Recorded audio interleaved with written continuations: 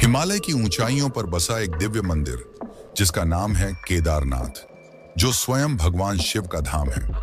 क्या आपने कभी ये सोचा कि ये मंदिर उस स्थान पर स्थित है जहां इंसानों की सांसें भी जवाब देने लगती हैं? वहां हजारों साल पहले बिना मशीन, बिना इंजीनियर, बिना कोई भी आधुनिक टेक्नोलॉजी के ऐसा भव्य मंदिर बनाया गया जो 400 वर्षों तक बर्फ के नीचे दबा रहा, बिना किसी खरोंच के। क्या ये केवल वास्तु का चमत्कार था या फिर किसी दिव्य शक्ति की सजीव उपस्थिति? कैसे कोई उस समय में बिना किसी इंटरलॉकिंग टेक्नोलॉजी या नक्शे के ऐसा मंदिर बना सकता है? ये एक मंदिर नहीं है, एक दिव्य रहस्य है जहां विज्ञान, धर्म और ब्रह्मांडीय ऊर्जा का मिलन महसूस किया जा सकता है। 16 जून 2013 की रात में केदारनाथ में भीषण बाढ़ आई। आसमान से कहर बरसा, बादल फटे और कई घर जल के भीतर समा गए। हजारों जिंदगियां उस बाढ़ में बह गईं।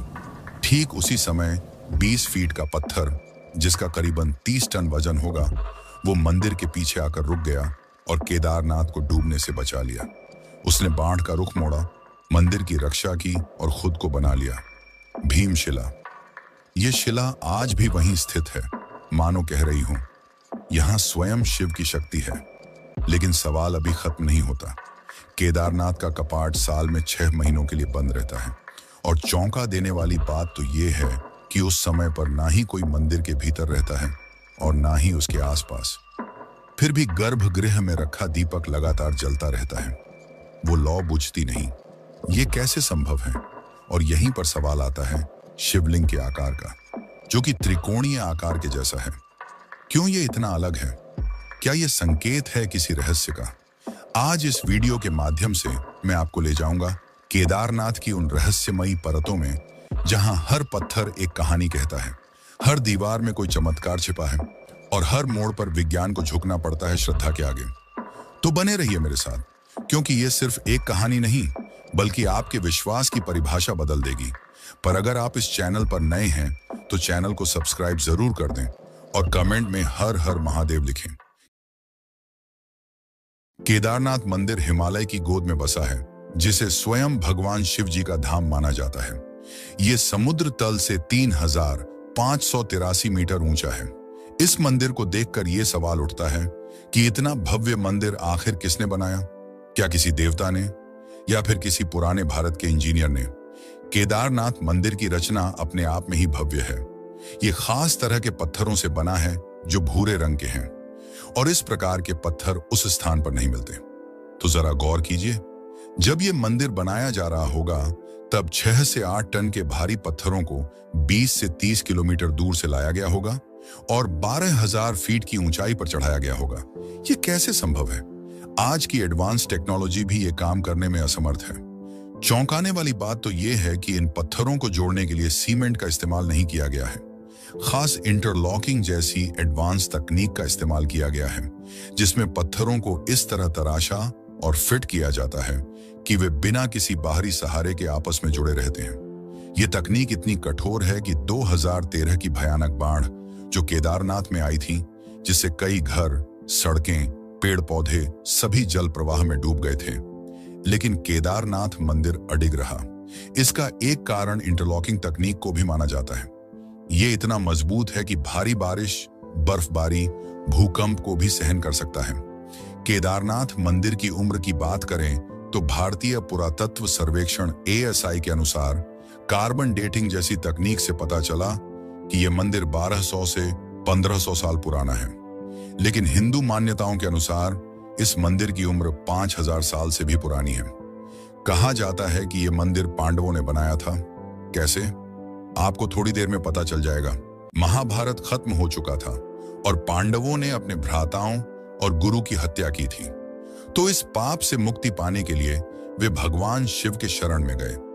लेकिन शिव जी उनसे नाराज थे तो वे उन्हें दर्शन नहीं दे रहे थे। तभी पांडव केदार क्षेत्र पहुंचे और शिव जी ने एक भैंस का रूप ले लिया और बाकी भैंसों के साथ वहां से जाने लगे। लेकिन पांडवों की भक्ति शिव जी के लिए बहुत ज्यादा थी। भीम ने सभी भैंसों के लिए एक द्वार बनाया और सभी भैंसों को वहां से जाने के लिए कहा। तभी युधिष्ठिर की नजर एक भैंसे पर पड़ी जो वहां से नहीं जा रहा था। वे देखते ही समझ गए, वो और कोई नहीं बल्कि स्वयं शिव भगवान है। भीम ने उस भैंस को पकड़ने की कोशिश की, लेकिन वो धरती में समाने लगा। भीम ने उसका कुबड़ पकड़ लिया, जो बाहर रह गया। यही कुबड़ आज केदारनाथ के शिवलिंग के रूप में पूजा जाता है, और यही कारण है कि केदारनाथ 4 धामों में से एक धाम माना जाता है। शिव के अन्य अंग भुजाएं तुंगनाथ में, मुख रुद्रनाथ में, नाभि महाबलेश्वर में और जटा कल्पेश्वर में प्रकट हुए। इन 5 स्थानों को आज पंच केदार के नाम से जाना जाता है। इसके पश्चात शिव जी ने पांडवों को दर्शन दिए और उनको उनके पापों से मुक्ति दी, और यहीं पर पांडवों ने भगवान शिव का यह भव्य मंदिर केदारनाथ बनवाया। लेकिन यह कहानी अभी समाप्त नहीं होती।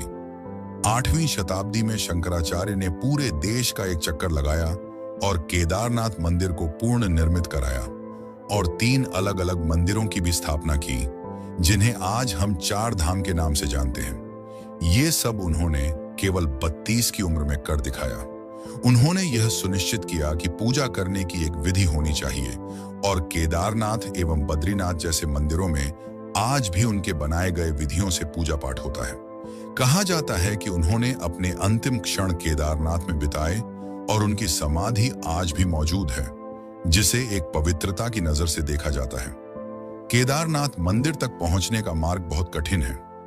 केदारनाथ की यात्रा केवल एक तीर्थ यात्रा नहीं, बल्कि आस्था, साहस और प्रकृति के साथ एक गहरा जुड़ाव है। केदारनाथ से सबसे पास का रेलवे स्टेशन ऋषिकेश है, जो मंदिर से 200 किलोमीटर दूर है। यहां से श्रद्धालु सड़क मार्ग से सोनप्रयाग तक जाते हैं, जो करीब 10 घंटे का सफर है।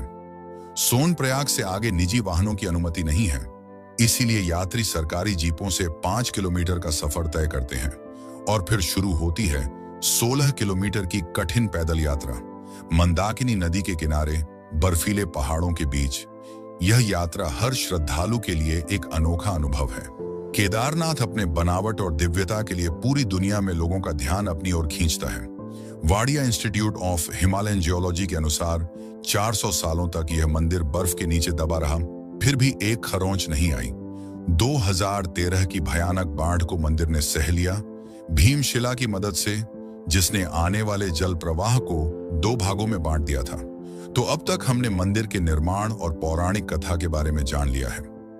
अब मैं आपको ले चलता हूं इस यात्रा के उस हिस्से पर जहां हर कदम में साहस की परीक्षा होती है। क्योंकि यहां से वीडियो और रोमांचक होने वाली है, तो इसे लाइक जरूर करें।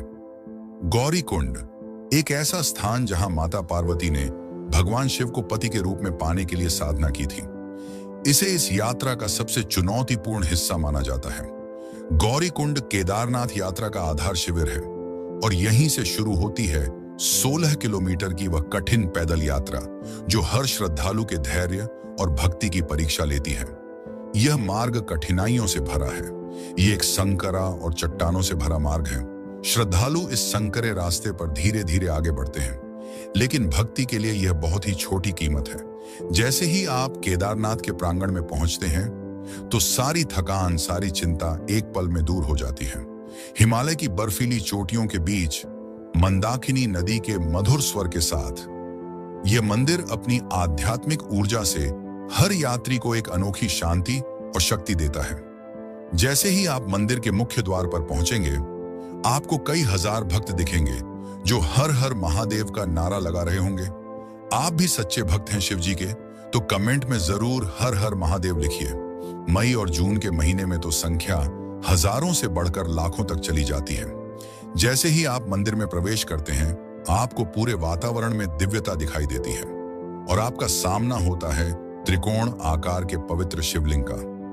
मान्यता है कि यही वह कुबड़ है जो भगवान शिव ने पांडवों को दर्शन देते समय प्रकट किया था। सुबह 4 बजे, जिसे ब्रह्म मुहूर्त भी कहा जाता है, उसी समय शिवलिंग का विशेष अभिषेक और पूजा की जाती है और मंदिर को खोला जाता है। शाम 7 बजे भोलेनाथ की आरती होती है, जिसमें लाखों की मात्रा में भक्त इकट्ठा होकर साधना में लीन रहते हैं।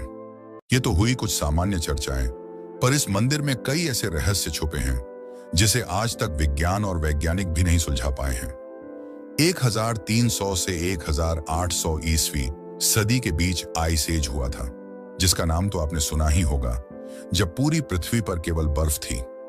ग्लेशियर में केवल बर्फ ही नहीं रहती, बल्कि कठोर मिट्टी, पत्थर और चट्टानें भी रहती हैं, जो किसी भी आम इमारत को चूर चूर कर सकती हैं। लेकिन 400 साल बर्फ में दबे रहने के बाद भी इस मंदिर में एक खरोंच तक नहीं आई। जब बर्फ पिघली तो मंदिर वैसे का वैसा ही था। वैज्ञानिक कहते हैं कि मंदिर की इंटरलॉकिंग तकनीक, जिसे मैंने आपको पहले समझाया था, इसी तकनीक के कारण मंदिर ने बर्फ के दबाव को सहन कर लिया। केदारनाथ पूरे साल में केवल 6 महीने खुलता है, अक्षय तृतीया से भैया दूज तक। बाकी 6 महीने बंद रहता है, क्योंकि इतनी भारी बर्फबारी में किसी इंसान का वहां जाना खतरे से खाली नहीं है। मान्यता है कि इस दौरान यक्ष और गंधर्व स्वयं भगवान शिव की पूजा करते हैं, और इस बात का सबूत भी है। जब मंदिर को खोला जाता है तब गर्भगृह में फूल, बेलपत्र, पूजा की सामग्री बिल्कुल ताजा अवस्था में मिलती है, मानो अभी अभी किसी ने पूजा की हो। लेकिन सबसे बड़ा चमत्कार है अखंड ज्योति, जो मंदिर के गर्भगृह में बंद होने से पहले जलाई जाती है। यह ज्योति बिना किसी देख रेख के 6 महीनों तक लगातार जलती रहती है। बाहर के वातावरण में कोई इंसान भी जम जाए, यानी -20 डिग्री का तापमान, कई फीट मोटी बर्फ और बंद मंदिर में हवा का कोई संचार नहीं, फिर भी यह दीपक कैसे जलता रहता है? घी खत्म क्यों नहीं होता? विज्ञान के पास इसका कोई जवाब नहीं है। भक्त इसे भगवान शिव की दैवीय शक्ति मानते हैं, जो इस दीपक को प्रज्वलित रखती है। एक कहानी जो आपको सोचने पर मजबूर कर देगी कि केदारनाथ मंदिर सच में चमत्कारी मंदिर है। कई सौ साल पहले एक भक्त 2 महीने पैदल चलकर भगवान शिव के दर्शन करने आया था। तब न ही कोई सड़क थी, न ही कोई रेल का साधन। लेकिन जब वह मंदिर पहुंचा तब देर हो चुकी थी। पुजारी मंदिर के कपाट को बंद कर रहा था। निराश भक्त ने कई विनती की, पर पुजारी नहीं माना। निराश भक्त वहीं बैठ गया। रात की कंपाती ठंड और भूख से भक्त कांप रहा था। तभी एक अघोरी आया, जिसके हाथ में त्रिशूल था और डमरू। उसने भक्त को खाना दिया और आग जलाई। सुबह होने के बाद भक्त ने देखा कि मंदिर के कपाट खुले हैं। वह हैरान होकर पुजारी से पूछने लगा कि यह कैसे संभव है। तो पुजारी ने कहा कि 6 महीने के बाद आज कपाट खोले जा रहे हैं। भक्त स्तब्ध रह गया। भक्त ने पुजारी को सारी घटना बताई, जो उसके साथ रात को हुई थी, कि कैसे एक अघोरी ने उसकी सहायता की। पुजारी समझ गया कि यह महादेव ही थे, जिन्होंने अपने भक्त की सहायता की। केदारनाथ के पुजारी भी इस भव्य कहानी का एक हिस्सा हैं। इन्हें रावल कहा जाता है और ये कर्नाटक के उडुपी जिले के वीर शैव ब्राह्मण समुदाय से आते हैं। पीढ़ी दर पीढ़ी ये वैदिक विद्वान मंदिर की सेवा करते हैं। रावल के साथ सहायक पुजारी भी होते हैं, जो पूजा अर्चना और अनुष्ठानों में सहायता करते हैं। पूजा करने की भी एक विधि रहती है। सुबह ब्रह्म मुहूर्त के समय शिवलिंग को पवित्र जल से स्नान किया जाता है। घी का लेप लगाकर आरती की जाती है। शाम में शिवलिंग का विशेष श्रृंगार किया जाता है, जिसे भक्त दूर से देखते हैं और शिव जी का दर्शन करते हैं। क्या आपको ये पता है कि केदारनाथ मंदिर का एक गहरा रिश्ता रामेश्वरम मंदिर से भी है? ये दोनों धाम, जो 2800 किलोमीटर दूर हैं, लगभग 79 डिग्री देशांतर रेखा पर एक सीध में स्थित हैं। केदारनाथ से शुरू होकर कालेश्वर, ओंकारेश्वर, महाकालेश्वर और रामेश्वरम तक ये शिव मंदिर एक अद्भुत ऊर्जा रेखा बनाते हैं। प्राचीन ऋषियों ने इन मंदिरों को ज्योतिषीय और वास्तुशास्त्र की गणना के आधार पर स्थापित किया है। ये जो एक दिव्य रेखा बनती है इन मंदिरों के निर्माण से, उन्हें विदेश के कई रिसर्चर और वैज्ञानिक ली लाइन कहते हैं। ये लाइन पवित्र स्थानों को आपस में जोड़ती है। भारतीय शास्त्रों में इन्हें निदा मंडल का नाम दिया गया है, जहां साधना और ध्यान का एक दिव्य आभास होता है, और यही कारण इन सभी मंदिरों को इतना शक्तिशाली बनाता है। अब आप वीडियो के अंतिम भाग में पहुंच चुके हैं और मैं आपको एक कथा सुनाने जा रहा हूं। यह एक रहस्यमयी कथा है जिसे आपने कहीं नहीं सुना होगा, और कहा जाता है कि यह कथा सुनने से शिव जी का आशीर्वाद आपके साथ सदा रहेगा। तो इस कथा को पूरा जरूर सुने, क्योंकि यह आपकी जिंदगी बदल सकती है। कई साल पहले केदारनाथ अपने पूरे वैभव में था, और आसपास के पहाड़ों में कई साधु और आराशी मुनि अपनी साधना में लीन रहा करते थे। इन्हीं में से एक थे स्वामी अनंतानंद, एक महान संत जिन्होंने हिमालय की कंदराओं में वर्षों तक कठोर तपस्या की थी। एक बार ध्यान में लीन स्वामी अनंतानंद को दिव्य दृष्टि प्राप्त हुई। इस दिव्य दृष्टि से उन्हें एक गुप्त गुफा का पता चला जो केदारनाथ से कुछ ही दूरी में थी। लेकिन इस गुफा का प्रवेश द्वार इतना रहस्यमयी था कि वो किसी आम इंसान के बस में नहीं था। इस गुफा के अंदर एक प्राचीन और भव्य शिवलिंग था, जिसे कहा जाता है कि स्वयं भगवान शिव ने स्थापित किया था। यह कोई साधारण शिवलिंग नहीं था, इसमें दिव्य शक्ति थी, ऐसी शक्ति जो किसी भी भक्त की मनोकामना पूरी कर सकती थी। लेकिन इस गुफा में प्रवेश करने की एक शर्त थी। केवल वही व्यक्ति यहां आ सकता था जिसका हृदय पूरी तरह शुद्ध हो और जो भगवान शिव के प्रति अटूट भक्ति रखता हो। यह राज किसी को नहीं पता था, केवल अनंतानंद के शिष्य हरीश को छोड़कर, क्योंकि स्वयं शिवजी ने ही स्वामी अनंतानंद को इस रहस्य से अवगत कराया था। हरीश एक युवा साधक था जो अपने गुरु को भगवान समान मानता था और उनकी हर बात को गंभीरता से लेता था। जब स्वामी अनंतानंद ने उसे यह बताया तो हरीश के मन में इच्छा जाग उठी कि अब उसे यह गुफा ढूंढनी है। गुरु ने उसे चेतावनी दी, हरीश, यह यात्रा आसान नहीं होगी। इस गुफा में कई खतरनाक पहेलियां और परीक्षाएं हैं। केवल एक बुद्धिमान और शिव का सच्चा भक्त ही इन परीक्षाओं को पार कर सकता है। हरीश ने अपने गुरु की बात को दिल से लगाया और केदारनाथ की ओर प्रस्थान कर दिया।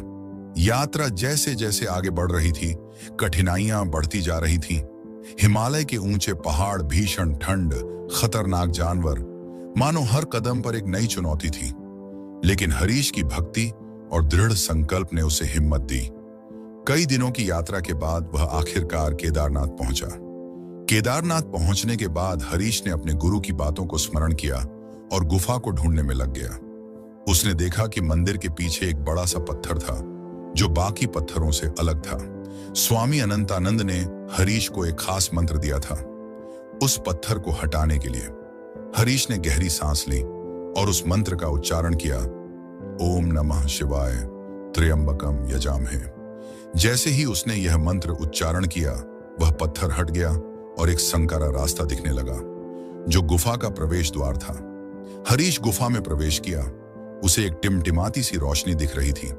वह उसी के पीछे जा रहा था। ठंडी हवा और रहस्यमयी सन्नाटे के कारण उसे डर लगने लगा, पर वह रुका नहीं, आगे बढ़ता गया। जैसे ही संकरा रास्ता खत्म हुआ, वह एक विशाल कमरे में पहुंचा जिसमें 3 कमरे थे। हर द्वार में एक पहेली लिखी हुई थी। उसको सुलझाकर ही आगे बढ़ना था।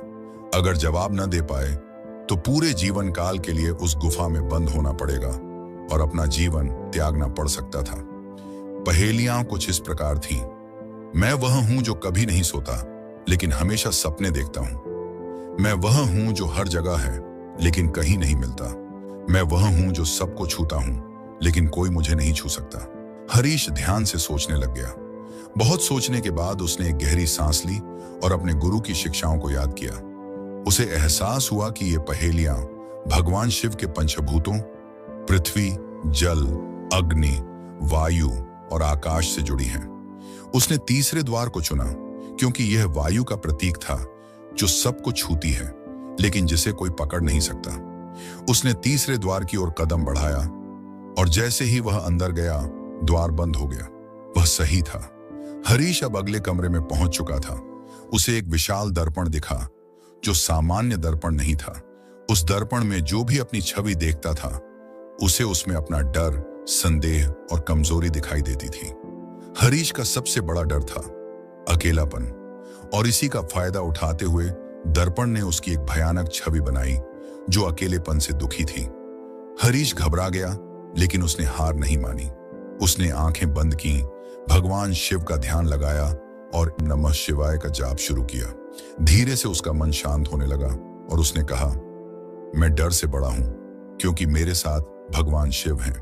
जैसे ही उसने यह कहा, उसने अपने डर को हरा दिया और दर्पण में उसकी भयानक छवि गायब हो गई। अब दर्पण ने उसकी छवि एक आत्मनिर्भर शक्तिशाली योद्धा के रूप में बनाई और वह दर्पण स्वयं गायब हो गया। तभी एक नया रास्ता खुला जो गुफा के आगे जा रहा था। हरीश अब आखिरी कमरे में पहुंच गया था। उसने देखा एक दिव्य शिवलिंग जो काले पत्थरों से बना है और उसके चारों तरफ एक दिव्य रोशनी फैली हुई है। हरीश ने जैसे ही उस शिवलिंग को देखा, वह कांपने लगा। वहां की ऊर्जा इतनी शक्तिशाली थी कि वह अपने आप शिवलिंग के सामने झुक गया। उसने अपने हाथ जोड़े और अपनी इच्छा प्रकट की। उसने मांगा, मुझे वह शक्ति दे जिससे मैं अपने गुरु के सपनों को पूरा कर सकूं। तभी एक आकाशवाणी हुई, हे भक्त, तुमने अपनी भक्ति और साहस से इस गुफा का रहस्य खोज लिया है। यह शिवलिंग तुम्हें वह शक्ति देगा जो तुम्हारे हृदय में छिपी है। लेकिन याद रखो, इस शक्ति का प्रयोग केवल दूसरों की भलाई के लिए करना। हरीश ने सिर झुकाया और आभार व्यक्त किया। अब हरीश सोच रहा था कि क्या वह सुरक्षित अपने गुरु के पास लौट सकता है।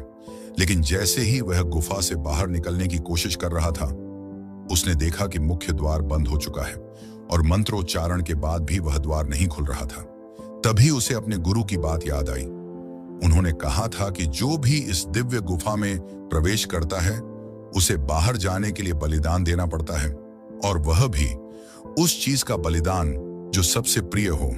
हरीश सोच में डूब गया। उसके पास देने के लिए कुछ खास नहीं था, सिवाय एक रुद्राक्ष के जो उसके गुरु ने उसे दिया था और जो उसे बेहद प्रिय था। हरीश ने वह माला शिवलिंग पर चढ़ा दी और कहा, हे भगवान, यह मेरा बलिदान है, मुझे मुक्ति दें। जैसे ही उसने यह किया, मुख्य द्वार खुल गया। वह सुरक्षित बाहर निकल आया, लेकिन उसका मन उदास था। फिर भी उसे यह एहसास था कि उसने जो खोया वह भगवान की भक्ति में समर्पित किया। जब हरीश गांव पहुंचा तो उसने देखा कि पूरे गांव में महामारी फैल चुकी थी। चारों तरफ लोग पीड़ित थे, मर रहे थे, सहायता मांग रहे थे। यह देखकर हरीश ने ठान लिया कि वह उस दिव्य शक्ति का प्रयोग करेगा जो उसने अपने गुरु की इच्छा को पूरा करने के लिए प्राप्त की थी। उसने अपनी नई शक्ति का प्रयोग किया और गांव के लोगों को ठीक किया। उसकी भक्ति और बलिदान ने पूरे गांव को बचा लिया। लेकिन इस कहानी का सबसे बड़ा रहस्य अभी भी बाकी है। कहा जाता है कि वह गुफा आज भी केदारनाथ के आसपास कहीं छिपी हुई है। कुछ लोग मानते हैं कि वह प्राचीन शिवलिंग आज भी वहां मौजूद है, लेकिन कोई उसे ढूंढ नहीं पाया। यह आज भी एक रहस्य है। तो यह थी कथा। अगर आपने यहां तक देख लिया है तो आपको यह जगन्नाथ की डॉक्यूमेंट्री जरूर पसंद आएगी, जिसमें मैंने हर संभव प्रयास किया है कि आपको जगन्नाथ मंदिर का हर रहस्य बता सकूं। अगर यह वीडियो आपको पसंद आई हो तो चैनल को सब्सक्राइब जरूर करिए और वीडियो को लाइक करके शेयर कर दीजिए, ताकि हम आपको ऐसे ही भव्य यात्राओं में ले जाते रहें।